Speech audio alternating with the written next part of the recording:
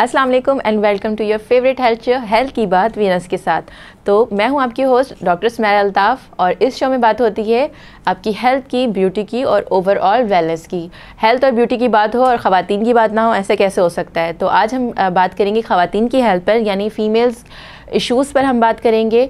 तो बहुत सी ऐसी फ़ीमेल्स जो कि बहुत सी कॉम्प्लिकेशंस का शिकार हो जाती हैं जब उनको प्रॉपरली अवेयरनेस नहीं होती या बहुत सारी चीज़ों में वो कन्फ्यूजन का शिकार हो रही होती हैं। बहुत सी चीज़ों के बारे में उनको राय चाहिए होती है, डॉक्टर से कंसल्ट करना चाह रही होती हैं, बट समटाइम्स ऐसा होता है कि वो इस तरह से डॉक्टर से कनेक्ट नहीं कर पाती हैं या शायनेस की वजह से पूछ नहीं पाती हैं और बाद में वो चीज़ें बहुत कॉम्प्लिकेशंस में आ जाती हैं।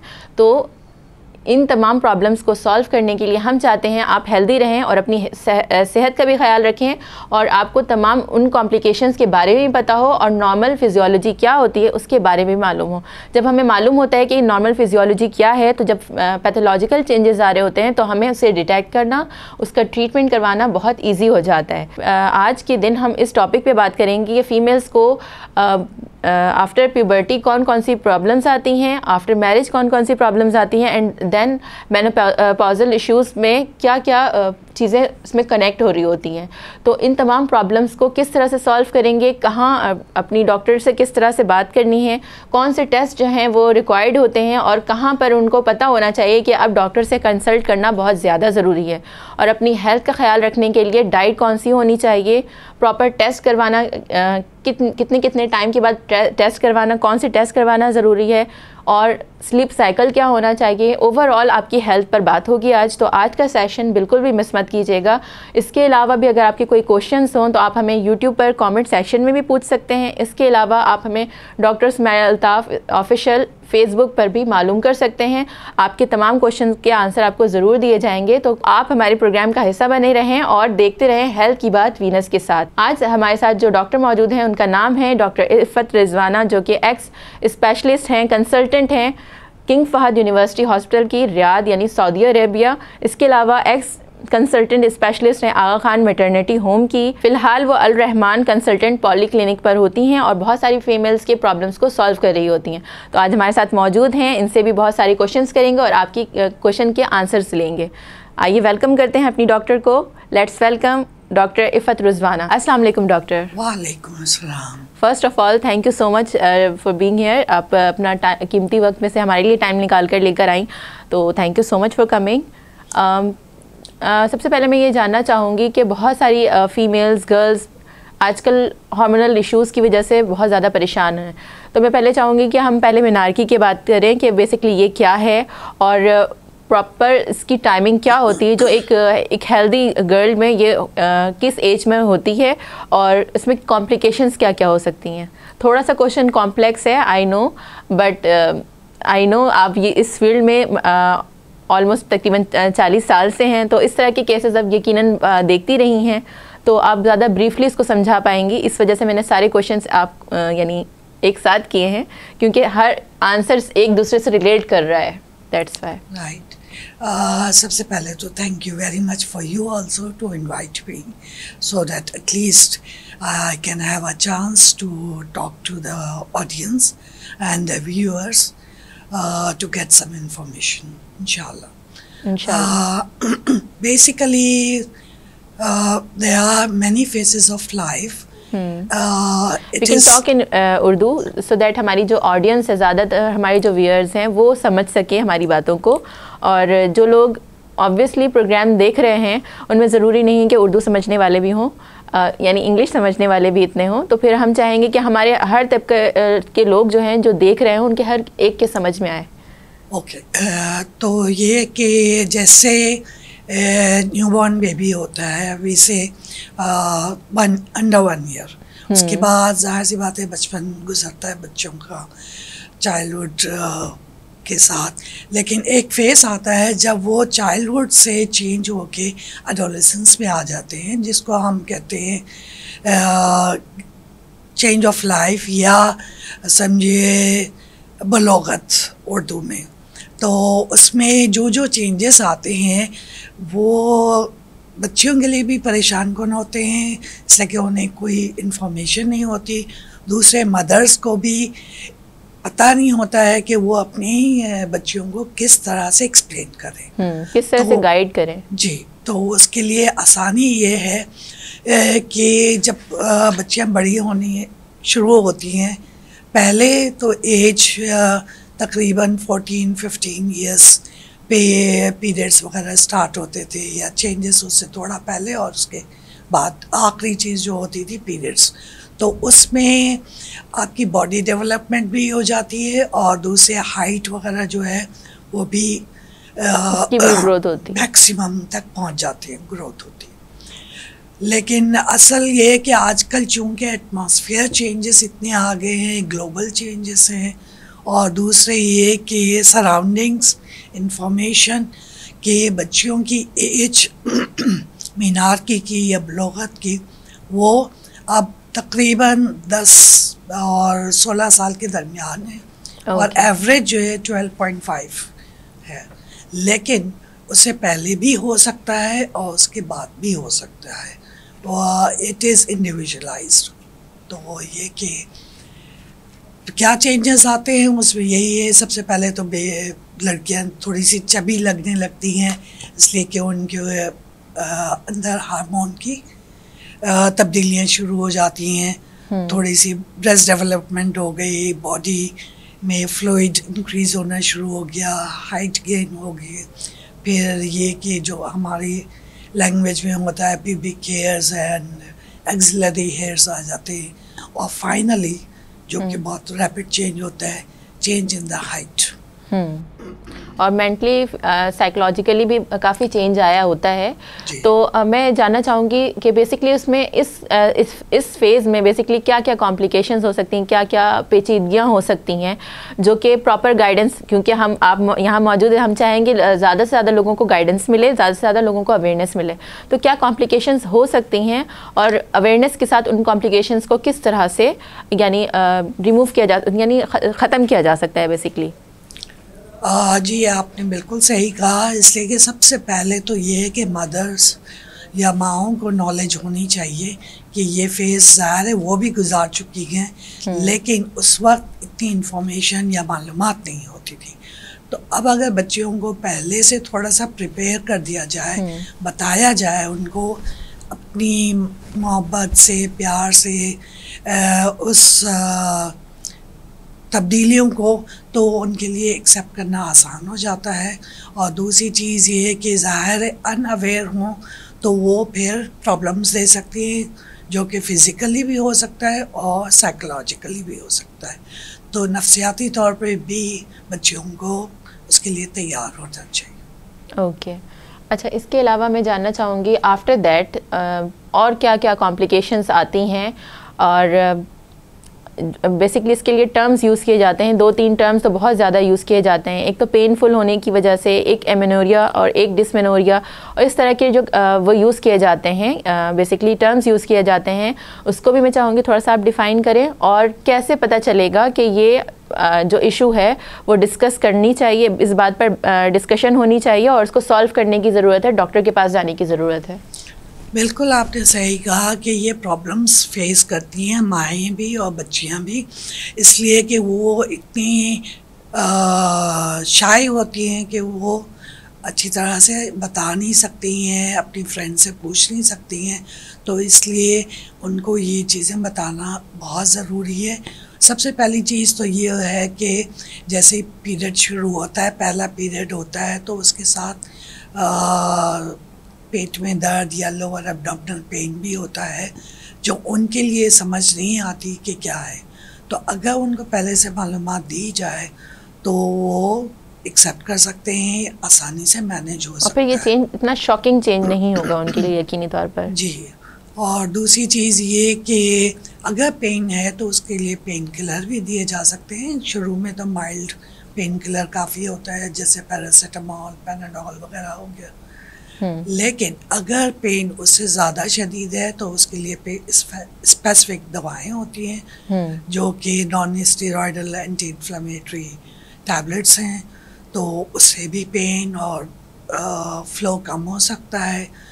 दूसरी अहम बात यह है कि ब्लड फ्लो किसी को कम होता है, किसी को ज़्यादा होता है, किसी को बहुत प्रोलॉन्ग होता है और तो शुरू के और तो डॉक्टर मैं ये भी जानना चाहूँगी कि नॉर्मल किस तरह से एक यानी जो न्यूली इस फेज़ पर है तो उसे कैसे पता चलेगा कि नॉर्मल क्या है और कम क्या है, ठीक है। और जब एक्सेसिव ब्लीडिंग हो रही होती है तो उनको ये पता होना चाहिए कि ये एक्सेसिव ब्लीडिंग है और यहाँ पर हमें ट्रीटमेंट की ज़रूरत है।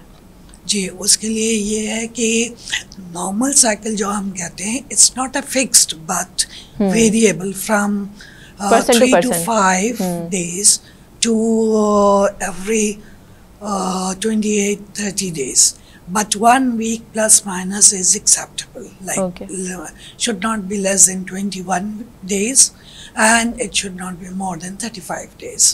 Okay. And in our practice, normally we measure 80 ml average loss per cycle. But ज़रूरी नहीं है कि आप मेजरमेंट्स पे जाएं। नॉर्मली जो लड़कियां सैनिटरी पैड्स वगैरह यूज़ करती हैं, अगर बहुत फ्रीक्वेंटली यूज़ करना पड़ रहा है लाइक 4 से 5 दफ़ा, या लीक हो जाता है या फ्लो ज़्यादा हो जाता है या ब्लड जमा हुआ आता है जिसको हम क्लॉट्स कहते हैं, तो ऐसी सूरत में वो बच्ची की फिज़िकल और मेडिकल हेल्थ पे असर कर सकती है, जिसकी वजह से खून की कमी भी हो सकती है, जिसको हमारी ज़बान में एनीमिया कहते हैं। और अगर ये वक्त पे ना ट्रीट किया जाए या इन्वेस्टिगेट किया जाए तो बच्चियों को कमज़ोरी हो जाती है। ओके, तो इस स्टेज पर डॉक्टर्स के पास सीख करना बहुत ज़रूरी है, डॉक्टर से कंसल्ट करना बहुत ज़रूरी है। और कौन से ऐसे टेस्ट होते हैं जिससे पता चल सकता है कि कोई एबनॉर्मलिटी हो रही है इस साइकिल में? उसमें यही है कि अगर साइकिल्स रेगुलर हैं एवरी मंथ या 1 वीक प्लस माइनस, तो एक्सेप्टेबल है। लेकिन चूँकि इस एज में सारा सिस्टम डेवलप हो रहा होता है तो बहुत सारी या ज़्यादातर लड़कियों को वो डिले हो जाता है। तो माँओं के लिए ये है कि परेशान होने की ज़रूरत नहीं है। साल, 1.5 साल, 2 साल में ये खुद ब खुद सेटल हो जाता है। लेकिन अगर 3 महीने से ज़्यादा लेट हो तो यकीनन आपको डॉक्टर को दिखाना चाहिए क्या वजह है, ताकि वो इन्वेस्टिगेट करें कि हार्मोनल प्रॉब्लम्स हैं या नहीं। और दूसरी चीज़ ये कि चूँकि हैवी ब्लीडिंग की वजह से सेहत पे असर पड़ सकता है, तो पहली चीज़ उनको हीमोग्लोबिन टेस्ट कराना चाहिए, जिसको हमारी ज़बान में कंप्लीट ब्लड पिक्चर कहते हैं, तो उससे काफ़ी इंफॉर्मेशन मिल जाती है। ओके। इसके अलावा यकीनन अल्ट्रासाउंड और इस तरह की इन्वेस्टिगेशन भी करवाई जाती होगी, जिससे पता चल सकता है कि अंदर कोई यानी अंदरूनी तौर पर ऑर्गन्स में कोई प्रॉब्लम नहीं आ रही है या कोई किसी तरह की इन्फ्लेमेशन नहीं है।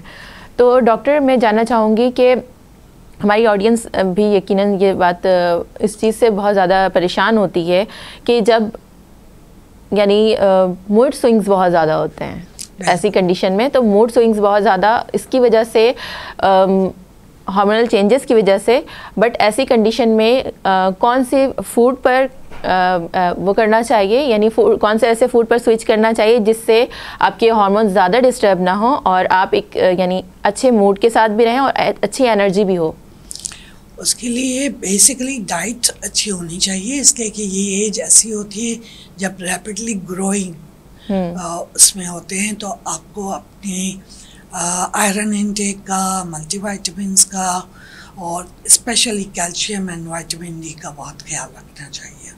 और ये इजीली आप मैनेज कर सकते हैं अगर हेल्दी डाइट लें, जिसमें इंक्लूड हो जाता है कि भाई कार्बोहाइड्रेट रोटी या चावल के फॉर्म में, प्रोटीन्स, फर्स्ट क्लास प्रोटीन तो मीट या उससे रिलेटेड होती है, एनिमल प्रोटीन।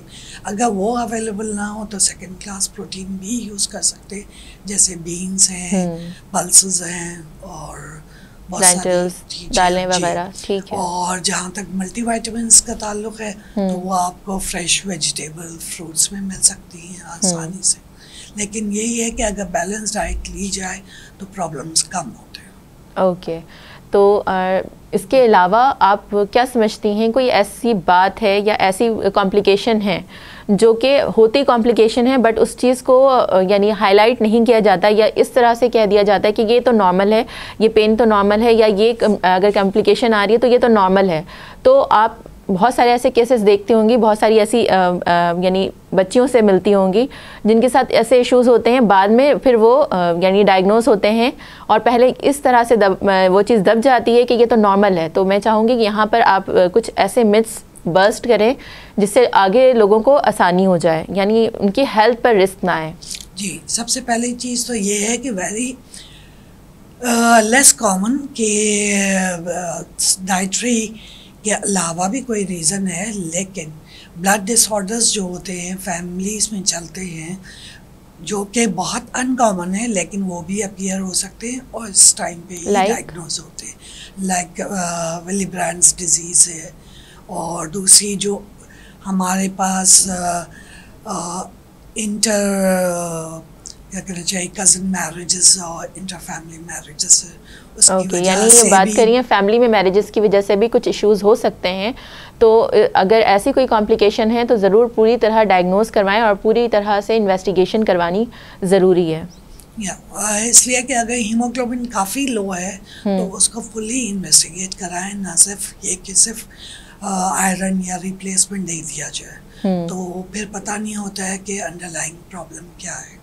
ओके और इसके अलावा आपने जिक्र किया, इसके अलावा और क्या रीजंस हो सकते हैं? आप इसके अलावा ये कि आजकल जिस तरह का माहौल और लिविंग स्टाइल हो गया है, स्पेशली फिजिकल एक्टिविटी कम हो गई है बच्चों बहुत की, sedentary lifestyle, sedentary life style हो गया है, तो उसकी वजह से बच्चों में वेट गेन और हार्मोनल चेंजेस काफ़ी एबनॉर्मल होते लगे हैं, और स्पेशली वो दूसरी साइड पे जा रही हैं, जैसे वेट गेन हो गया, पॉलीसिस्टिक ओवेरियन डिजीज हो गई, तो हम इस पे हम करेंगे ब्रेक के बाद बात। तो डॉक्टर हमारे साथ मौजूद हैं, डॉक्टर इफ़त हमारे साथ मौजूद हैं।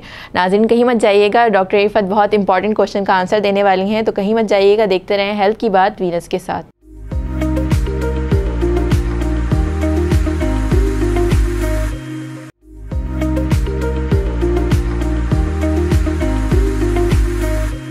Welcome back. आप देख रहे हैं हेल्थ की बात वीनस के साथ। हमारे साथ मौजूद है डॉक्टर इफ़त, जो कि बता रही थी कि हार्मोनल चेंजेस की वजह से क्या क्या इश्यूज हो सकते हैं। तो मैं चाहूँगी इस पॉइंट को और ज़्यादा एलिब्रेट किया जाए।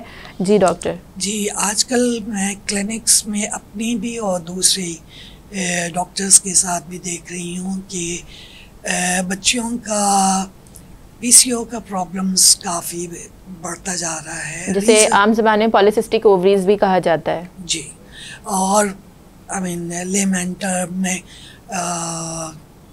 क्या कहते हैं उसको, ओवरीज की पानी की थैलियाँ बन जाती हैं।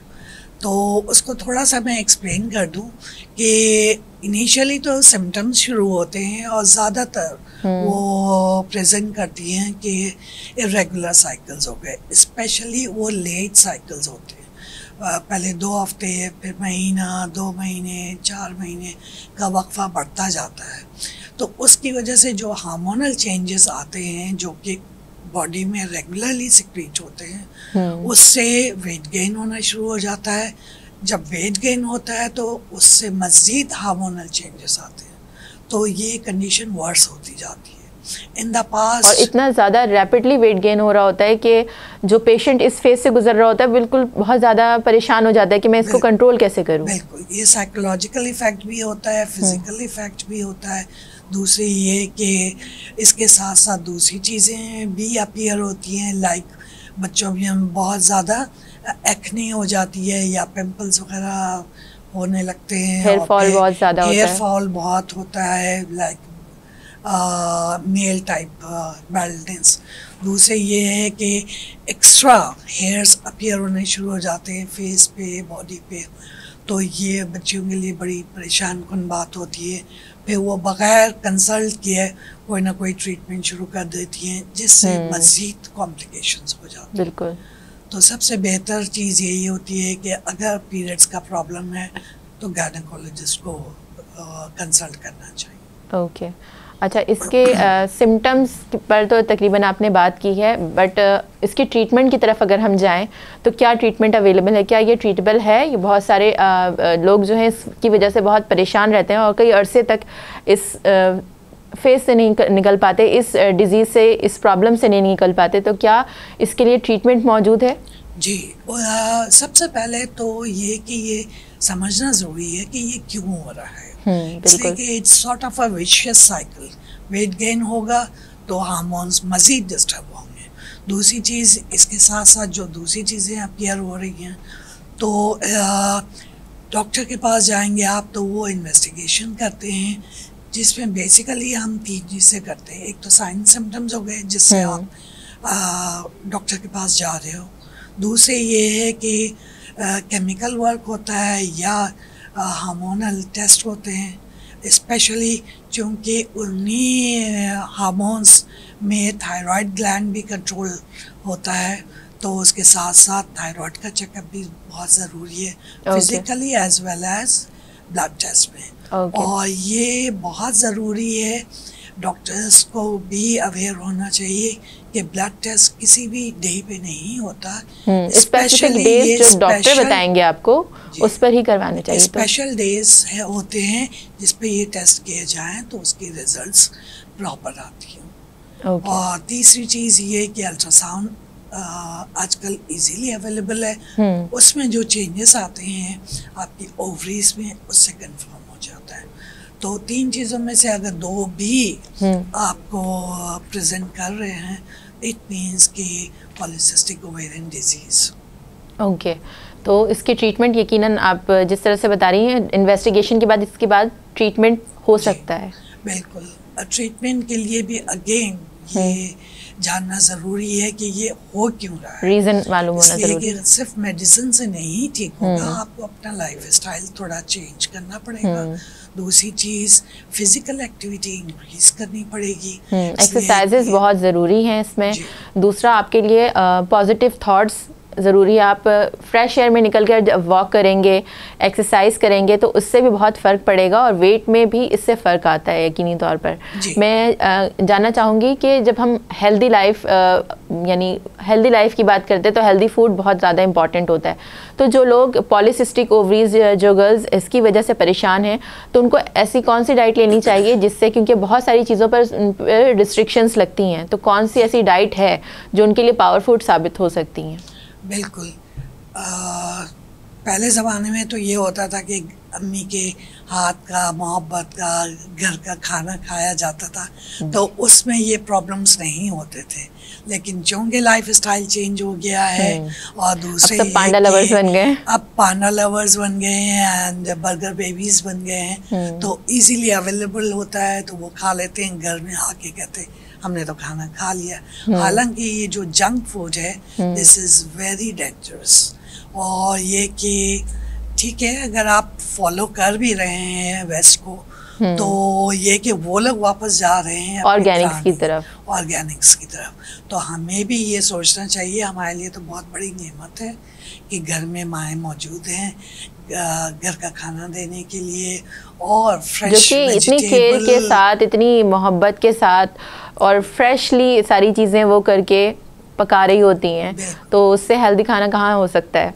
और समटाइम्स ऐसा होता है कि क्रेविंग होती है, या आप मंथ में एक बार अगर आपने कोई इस तरह की चीट मील ले ली है तो मंथ में एक बार तो इनफ होता है, बट अगर इसको हम लाइफस्टाइल बना लेंगे तो ऑब्वियसली जंक फूड आपकी बॉडी, जो हम खाते हैं वही हम दिखते भी हैं और वही हम अंदर से बन रहे होते हैं, तो ऑब्वियसली हमारे लिए जंक फूड अवॉइड करना बहुत ज़रूरी है, क्योंकि ये भी एक रीज़न है हमारे हार्मोनल इम्बैलेंस को क्रिएट करने के लिए।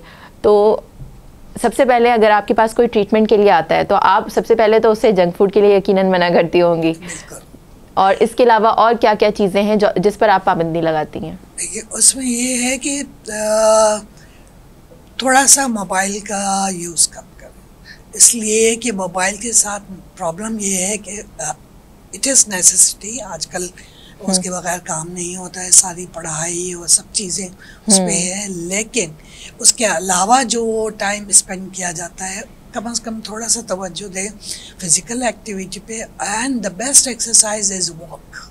अगर आप half an hour to 1 hour भी वॉक करें तो उससे आपको एक तो फ्रेश एयर मिलती है, दूसरे ये कि आपकी बॉडी का हर क्या कहना चाहिए ऑर्गन यूटिलाइज होता है, और सबसे बड़ी अहम चीज़ ये कि अच्छे वाले हार्मोन्स या खुशी वाले हार्मोन्स निकलते हैं जिनको हम एंडोर्फिन्स कहते हैं। बिल्कुल, और विदाउट आप एक सिंगल पैनी खर्च किए बगैर भी अच्छा फील कर लेते हैं, और एक्सरसाइज के लिए जिम जाने की भी ज़रूरत नहीं होती है।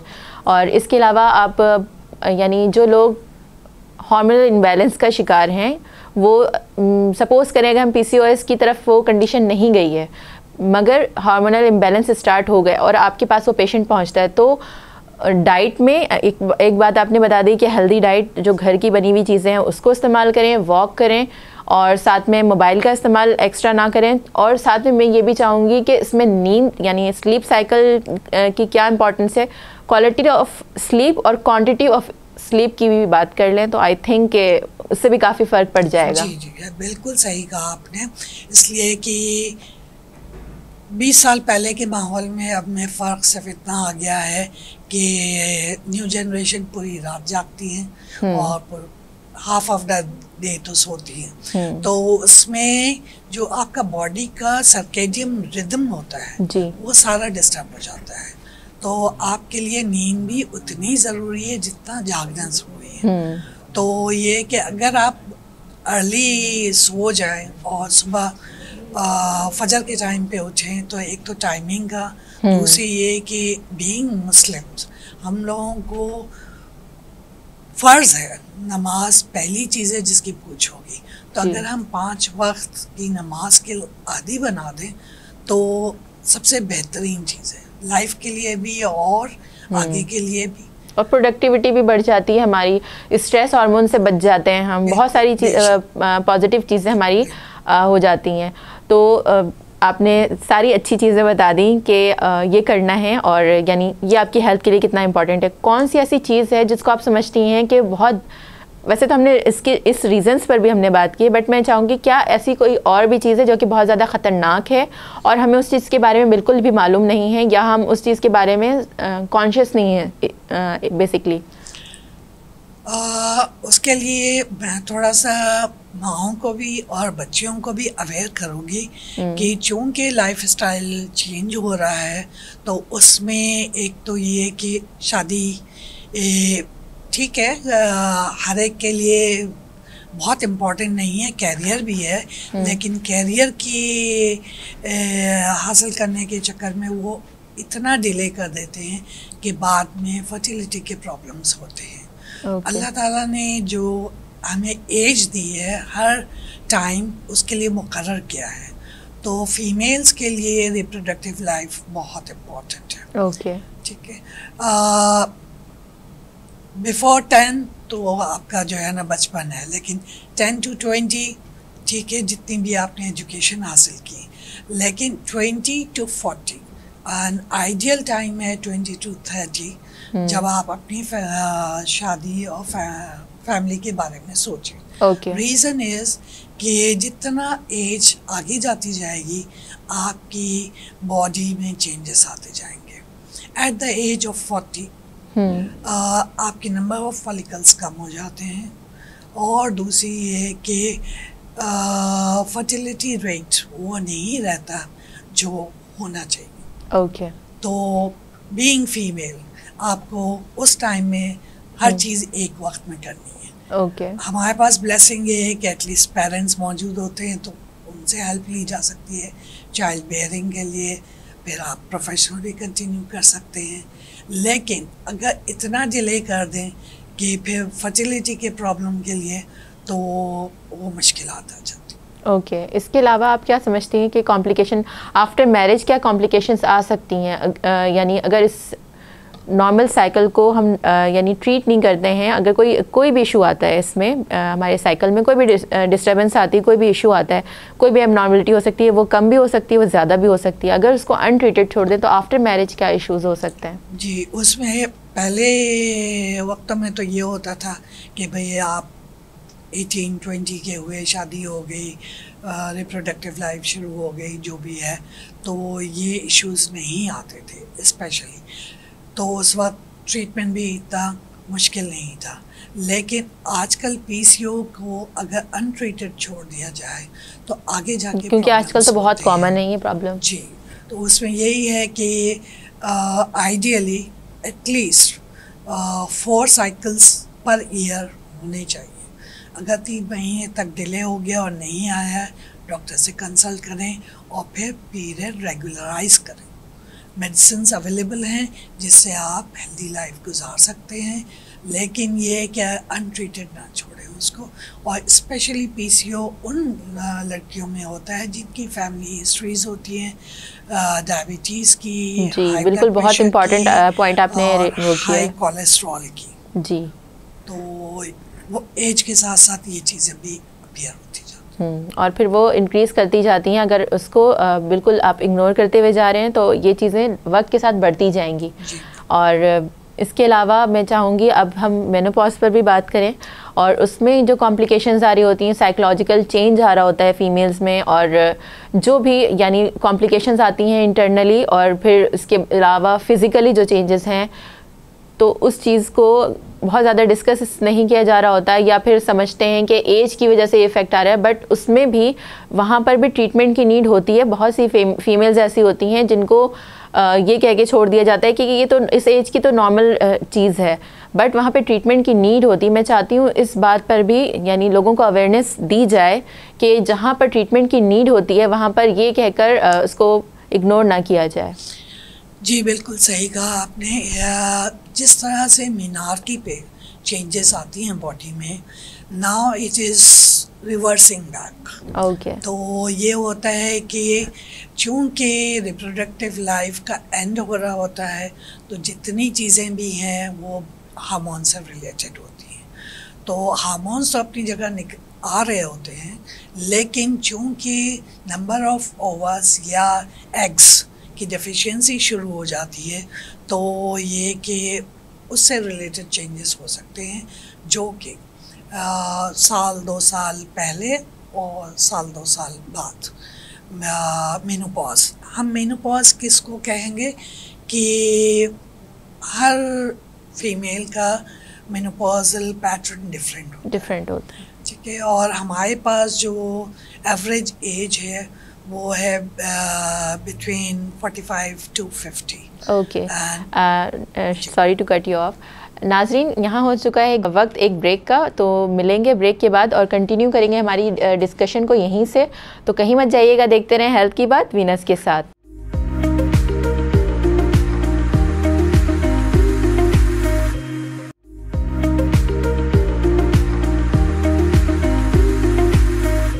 Welcome back. आप देख रहे हैं हेल्थ की बात वीनस के साथ। हमारे साथ मौजूद है डॉक्टर इफ़त रिजवाना, और वो बता रही हैं मेनोपॉज के बारे में। तो मैं चाहूँगी जहाँ से हमारा सिलसिला यानी टूटा था वहीं से हम कंटिन्यू करें।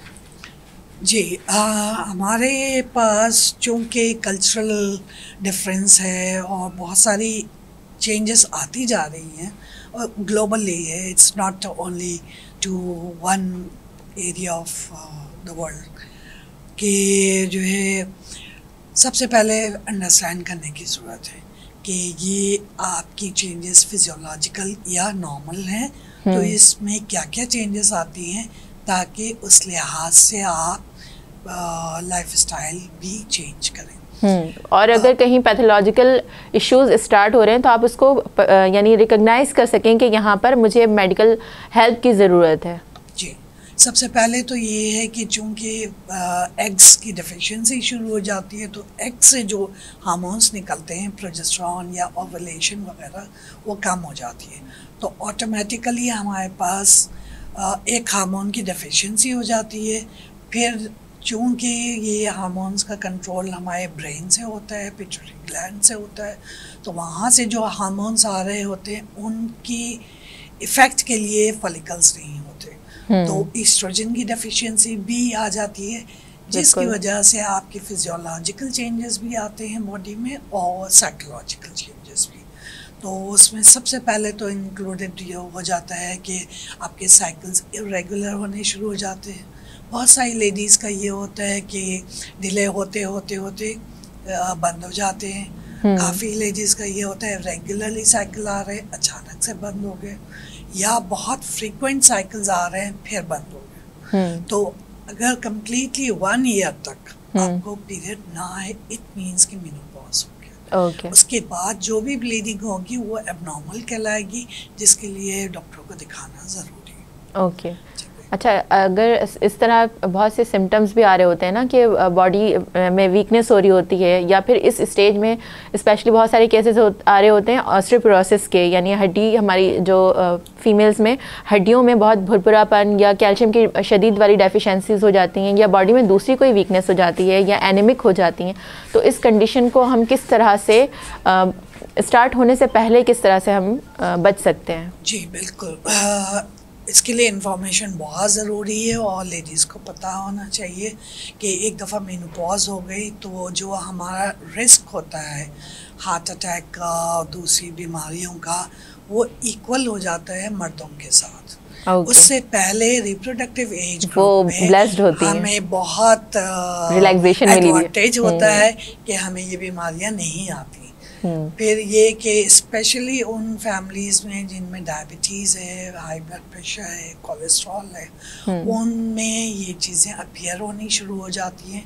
तो लेडीज़ को बहुत ख्याल रखना चाहिए अपना, कि एक तो सबसे अहम चीज़ वेट का मसला है। वो उस एज पे आके मेजॉरिटी ऑफ फीमेल्स नानी दादी बन जाती हैं, तो रिलैक्स हो जाती हैं, छोटे बच्चे आके उनकी खिदमत कर रहे होते हैं, तो वो उनकी फिजिकल एक्टिविटी कम हो जाती है। तो मैं बहुत और फिर एक माइंडसेट है ना कि अब हमने तो अपनी ज़िंदगी गुजार ली जी, तो फिर एक्सरसाइज, हेल्थ, बाकी सारी चीज़ें बिल्कुल साइड पर हो जाती हैं, और फिर ग्रैंड चिल्ड्रंस होते हैं या अपने जो अपनी औलाद होती है उस पर सारा फोकस होता है, उनकी फ़िक्र ज़्यादा रहती है। जी बिल्कुल, इसका ये मतलब नहीं है कि हम बड़ों की या बड़े लोगों की खिदमत करना छोड़ दें, बल्कि उनको एक हेल्दी लाइफस्टाइल दें जिसमें वो छोटे मोटे काम अपने खुद कर सकें, वॉक कर सकें, और ऐसी एक्टिविटीज़ में उनको भी इंगेज करें, दोनों साथ मिलकर ऐसी एक्टिविटीज़ में पार्टिसिपेट करें। और दूसरी ये कि डाइट में भी चेंजेस लाने पड़ेंगे, इसलिए कि अब उनको वो रिक्वायरमेंट नहीं होती है जो एक 20 इयर्स गर्ल की होती है। तो ये कि आपको अपना कार्बोहाइड्रेट और दूसरी चीज़ों को कम करना पड़ेगा ताकि वेट गेन ना हो, और स्पेशली डायबिटीज़ वगैरह की केयर करनी है, डॉक्टर के प्रॉपर मॉनिटरिंग करवाते रहें। बिल्कुल। और दूसरी ये है कि जहाँ तक फीमेल ऑर्गन्स का सवाल है, उसमें ये कि आपको स्क्रीनिंग टेस्ट भी बहुत ज़रूरी है। स्पेशली फीमेल्स की ऑर्गन्स जो कि हिडन होते हैं, लाइक ओवरीज, यूट्रस, सर्विक्स, तो उसके लिए डॉक्टर से कम साल में एक दफ़ा या 6 महीने में एक दफ़ा चेकअप ज़रूरी है। और चूँकि फैमिलीज़ में चलती हैं ये कैंसरस की बीमारियाँ, like breast cancer, gynaecological cancers, तो उन फैमिलीज़ में जिसमें हिस्ट्री है उनको और ज़्यादा केयरफुल होने की ज़रूरत है।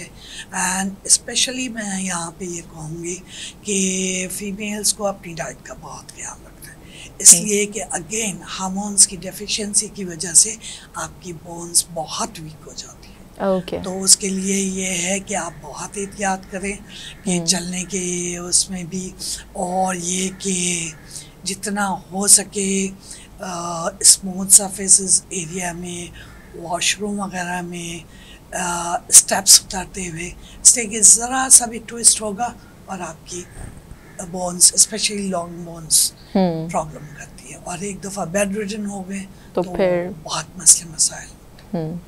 ओके, तो थैंक यू सो मच एक बार फिर से। अब मैं चाहूँगी कि पूरा प्रोग्राम ही आपने बहुत सारी इन्फॉर्मेशन दी, बहुत सारी नॉलेज दी और बहुत सारा कुछ बताया लोगों को, जिससे उनकी हेल्थ बहुत अच्छी हो सकती है, मज़ीद बेहतर हो सकती है। मैं चाहूँगी प्रोग्राम के एंड में अगर एक वन लाइनर के तौर पे एक अगर आप मैसेज देना चाहें तो वो क्या होगा? I think best thing is that take care of yourself. So have a healthy and happy life. Okay और स्ट्रेसेस सबकी ज़िंदगी में आते हैं, लेकिन कोशिश करें कि स्ट्रेस कम से कम हो और हेल्दी डाइट रखें, अपनी रेगुलर एक्सरसाइज रखें, इंशाल्लाह it will be healthy. Okay, thank you so much again हमारे प्रोग्राम का हिस्सा बनी। तो नाजरीन, ये था आज का हमारा शो। उम्मीद करती हूँ आप सबको बहुत पसंद आया होगा और बहुत सारे क्वेश्चन के आंसर भी मिले होंगे। मज़ीद अगर आप कोई क्वेश्चन करना चाहें तो आप हमें facebook.com/Dr. स्माइल अल्ताफ़ ऑफिशियल पर भी कांटेक्ट कर सकते हैं, इंस्टाग्राम पर भी, और हमारे शो में भी कमेंट करके आप अपने क्वेश्चन भेज सकते हैं। तो हम कोशिश करेंगे कि नेक्स्ट शो में हम आपकी क्वेश्चन पर भी डॉक्टर से आंसर ज़रूर लें। तो अपना रखिएगा बहुत ज़्यादा ख्याल और मुझे रखिएगा दुआओं में याद। अल्लाह हाफ़िज़।